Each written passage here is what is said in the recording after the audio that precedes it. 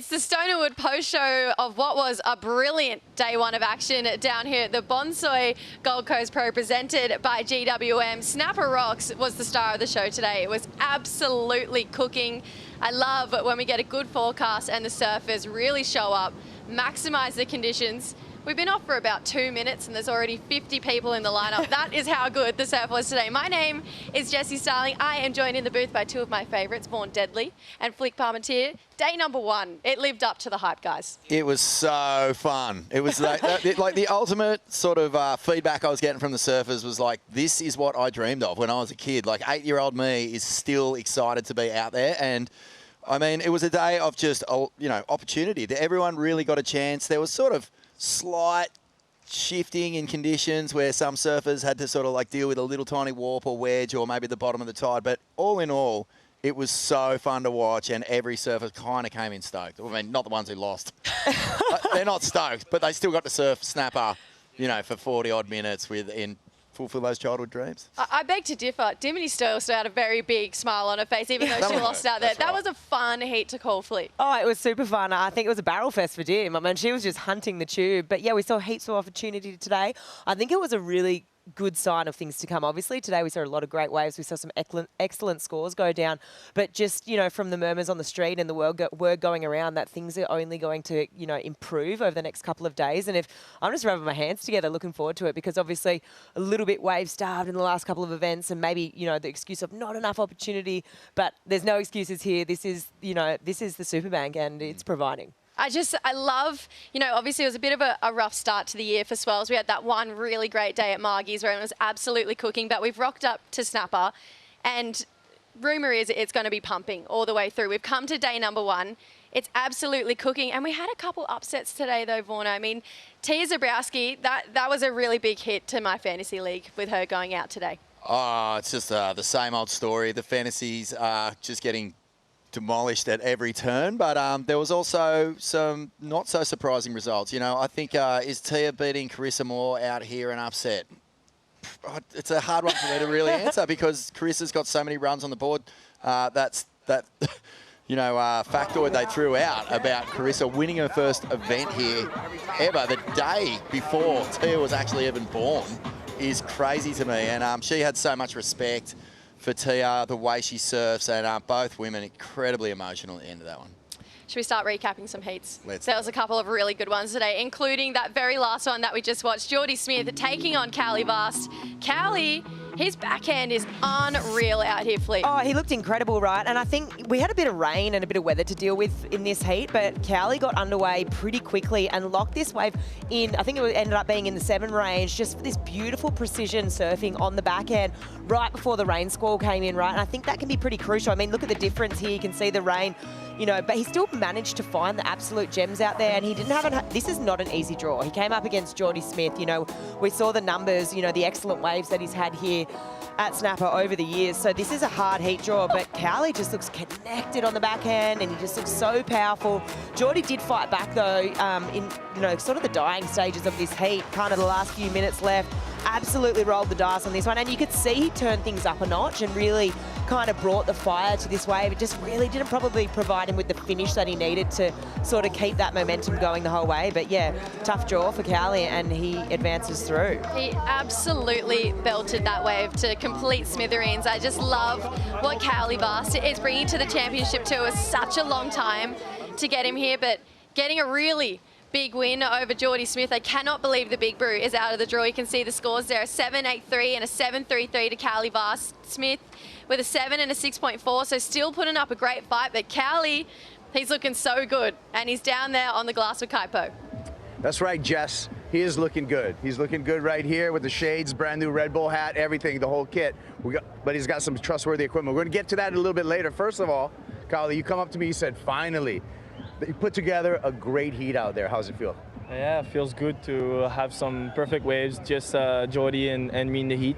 It was not the easy heat for me to make, but yeah, now CT, every heat is a final pretty much, especially with the new format. And I love Jordy, I love his surfing, I'm a big fan, and to be in the water with him, it was such a such a crazy moment, and yeah, I just wanted to surf. The waves were really perfect, and yeah, we had a great timing. It was funny because it was kind of scary because brown water at one point, getting dark, a lot of fish around, and no, it was a good heat. I'm super stoked. It was a good heat, and you overcame probably one of the most informed surfers if you look at the history of this break. Anytime, you know, you have a right point, Jordy Smith's going to be on the top of the list. Opened up with a 7.33. How important was it to open up with a big score?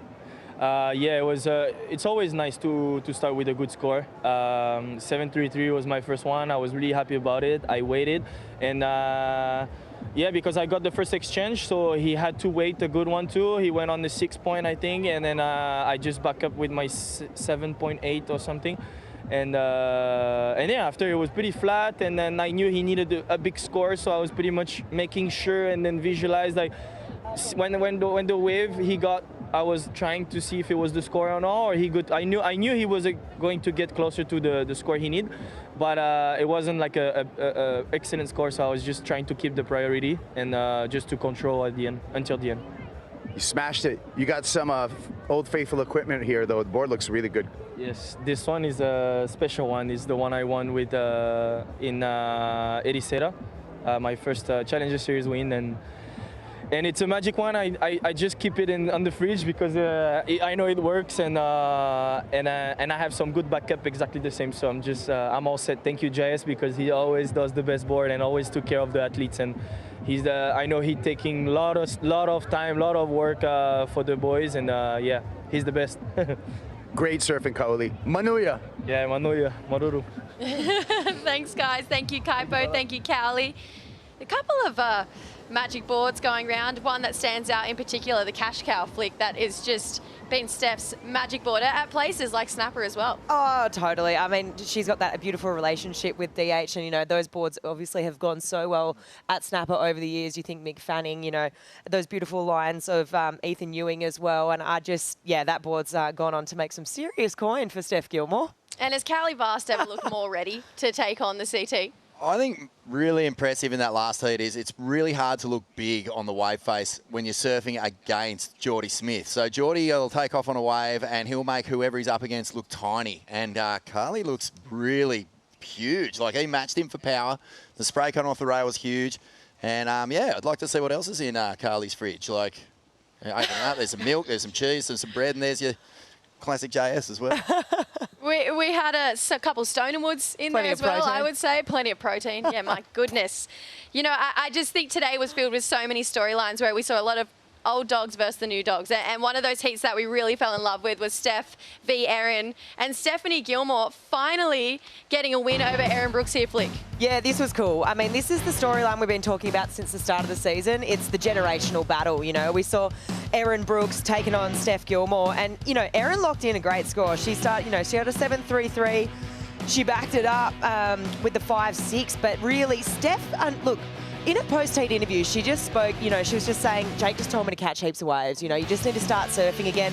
To me, it looked like maybe she was a little bit nervous a couple of moments, but I just was so excited to see her on her home break. Obviously, she hasn't had the start to the season that she's wanted, you know, not a result at Bells, not a result in Margie's, and, you know, this is a rematch. We only saw this a week ago. It, you know, happened at Main Break in Margaret River, and Erin got the jump on her in the dying seconds of this heat, so similar sort of scenario played out here today, and yeah, the Queen's got one on Erin, and she said, yeah, finally I've got one on the young Grom. So look, I mean, Erin can hold her head up high. I know she's probably not going to be satisfied with this result because she's just so hungry, but she put together some nice waves. Yeah, she did. There was so much sting on the backhand, and that's what's really the big weapon here for Erin Brooks. But, you know, she has such high standards, she has high expectations, and she's sort of struggling to get there at the moment. I'm sure, you know, Coach Snake is talking that through with her as well. But this was, you know, Steph's happy place. This is her house. And it's going to take a pretty special performance, even from a wonderkind like Erin Brooks, to get over the top of the Queen at home. Yes, Steph Gilmore, 6.93, 6.33, had her out in front. I always think for Snake, if you're coaching the Queen at her home break, there's not too much to say, really. Just go surf. Well, actually, the advice that he gave her is the best advice, because I'd say that certainly in Bells, Steph was just waiting for waves that weren't coming, and Even in Margaret's, it was quite a slow heat. And so, yeah, catch waves, go surfing. Like, your surfing will see you through. And for Erin, you know, I'd be interested to see what that conversation is moving into the next event as well. Stephanie Gilmore in the bracket now comes up against Betty Lou. That's going to be an incredible heat there, Flip. Well, I was in the booth with Betty Lou. She came and called heat today, and she's like, "Oh yeah, I was watching that heat watching this heat pretty closely, you know, because I knew I was going to get the eventual winner." And it's just cool because Betty Lou's been pretty fiery about, you know, wanting to take on this older generation, and she's been pretty out there, and it's cool to see how fired up she is. And she's drawn Steph, right? So it's going to be an absolute battle, and she's the defending champion really of this event. You know, she won last year at Burleigh when we had the move up there, so she's going to be super fired up to take it to the Queen. There was another heat that I fell in love with today. It was another generational battle. It was Tia Zebrowski taking on Carissa Moore, and that was our Boost Mobile heat of the day. A really special moment at the end of that heat that they got to share, but it was a great battle between these two ladies. It was just so emotional. It was such a heavy heat. You know, again, Carissa Moore probably hasn't had the start that she wanted. I think she would have been looking at the Aussie leg. And even though she may feel a little rusty at times, you know, she was looking at these events going, I can get wins here. I can, you know, really say goodbye on my turns to these waves. Goodbye, hello, sorry. Hello again, yeah, because it's been a little while, but it didn't go all her own way. And Tia Zebrowski, you know, we know she is phenomenal. We know that she attacks vertical, and that was the big difference in this one. Tia's approach was directly off the bottom and vertical into the lip, swooping it really tight in the arc, tight arcs in the pocket, whereas Carissa was just leaning on the power, the flow. And really, the difference came down to the way that Carissa was able to stitch together this ride. Like, it was a juicy wave, plenty of power, it sat up on the bank, and she just got to work with some beautiful surfing.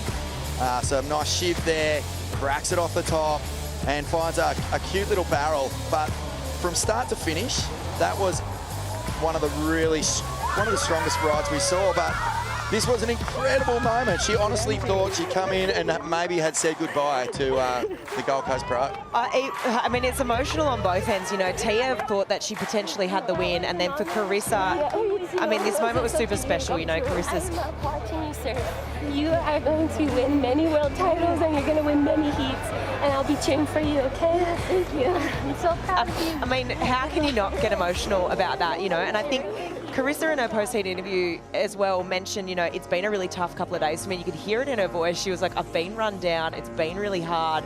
And we all put so much into this sport, and I've been trying so hard. And she's like, she mentioned it's really hard to even get a 6 these days. So she just is appreciating what it means to everyone, how hard it is. And, you know, obviously she's in a new era of her life. Like, you know, bringing her daughter on tour, and there's complexities with that as well. And you can just see how much it means to her. And yeah, it was a great battle, and I feel for Tia, but she needs to hold her head up high, because that was an absolute epic, you know, back and forth between the two women, and she was surfing great. So yeah, head up, Tia. You move on to New Zealand, and yeah, it's not a reflection of, you know, you as a surfer, because you could put on a great performance. Every time I watch that moment between those two women, I get emotional. I do. I get really teary. Carissa doesn't have to do that. And you can see how kind of hurt Tia was about not making this round.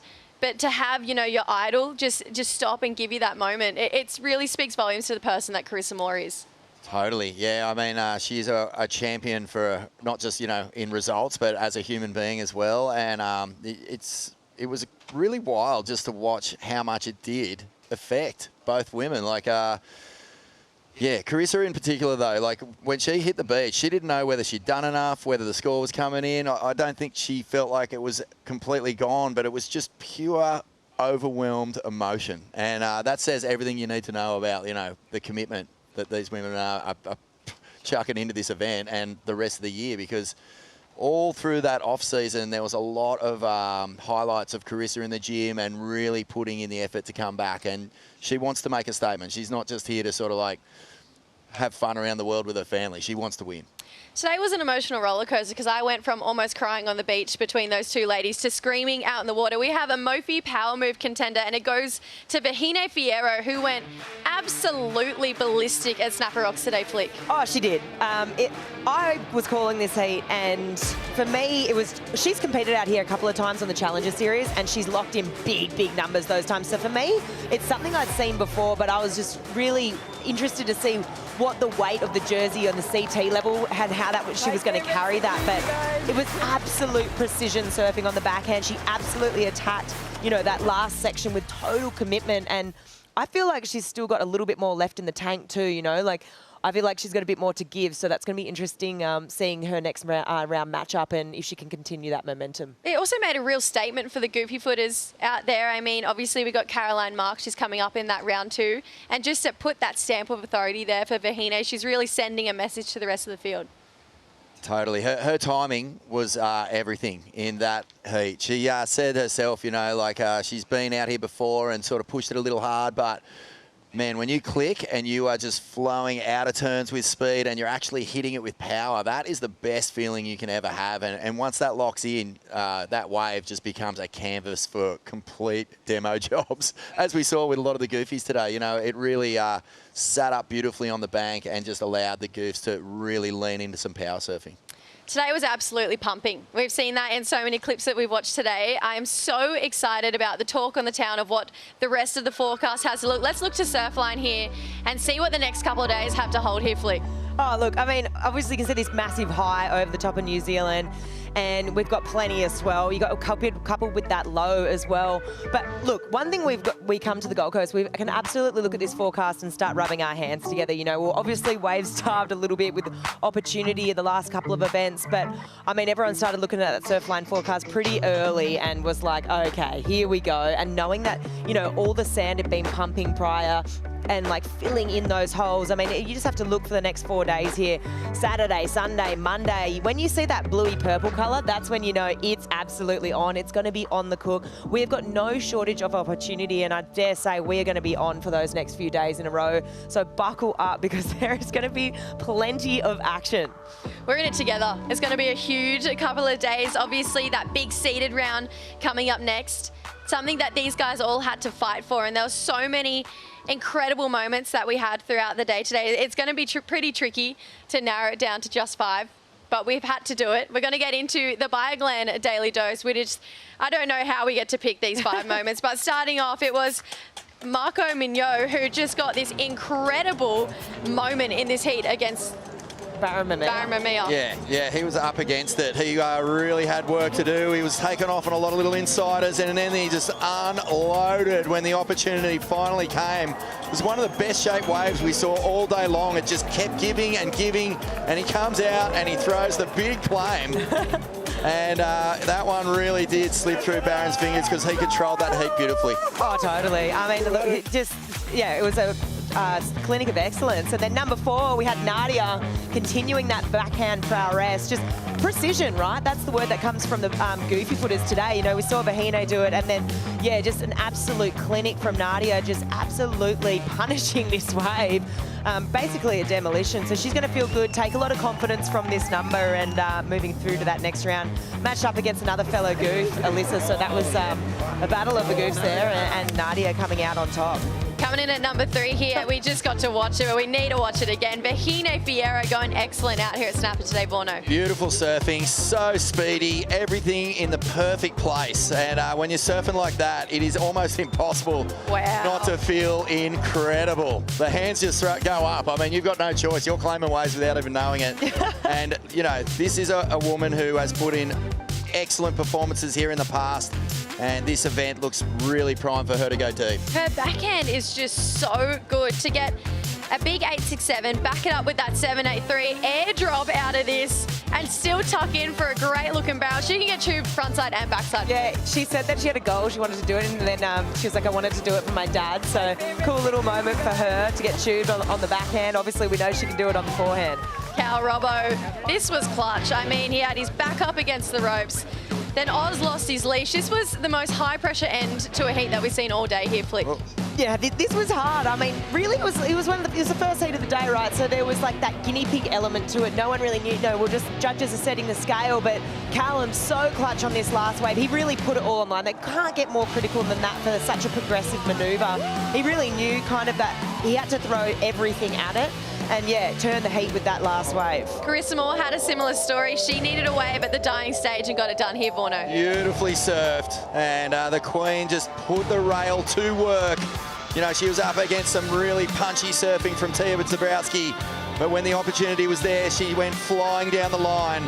And this beautiful foundation surfing backed up with a little bit of vision on the end section. That always feels fantastic. She needed a pretty decent score, and look at the reaction when it came through. She was beyond stoked. She went to water, and there's the flip side of the coin. Poor Tia is feeling the real pain of defeat just there. Oh my gosh, just emotions running high down here at Snapper Rocks. It just means the world just to be moving on through to these rounds, please. Oh, totally. There's just so much weight. I mean, now that it's just elimination, right, from the get-go. There is no second chances, and I think what we've really seen that the last couple of events, and those people wearing their hearts on their sleeve, and you just let the emotion fly. And yeah, that was a really beautiful and sad and happy demonstration of that in that heat. Guys, we get to do that all again tomorrow. We probably get to do that all again for the next 3 days. We have a 6:45 a.m. call for a 7 a.m. start tomorrow, so bright and early down here at Snapper Rocks. We're assuming that it's going to be absolutely cooking. I don't want to miss it, so thank God that we're not. Guys, I love you, and we'll see you here bright and early tomorrow morning.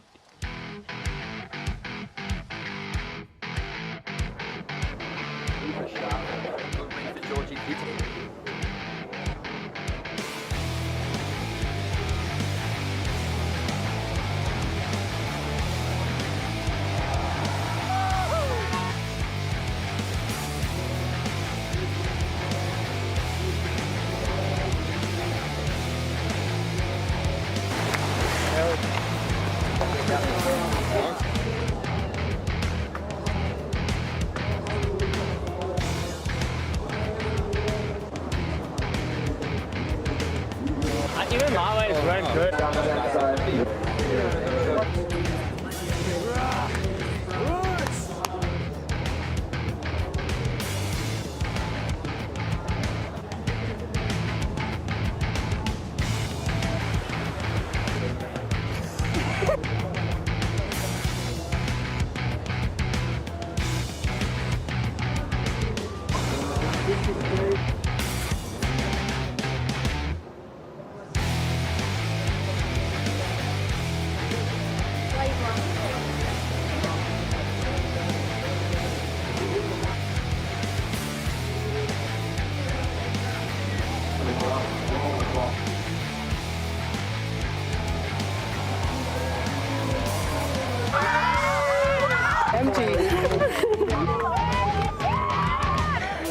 was an honor.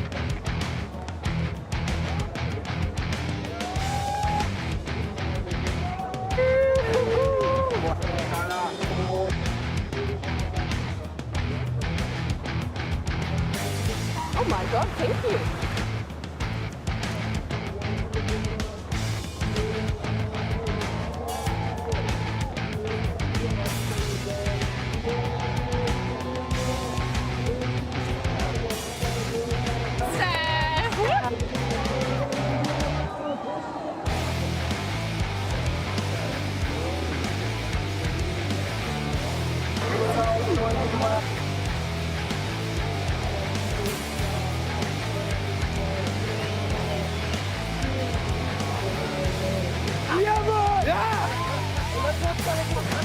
What a beautiful day.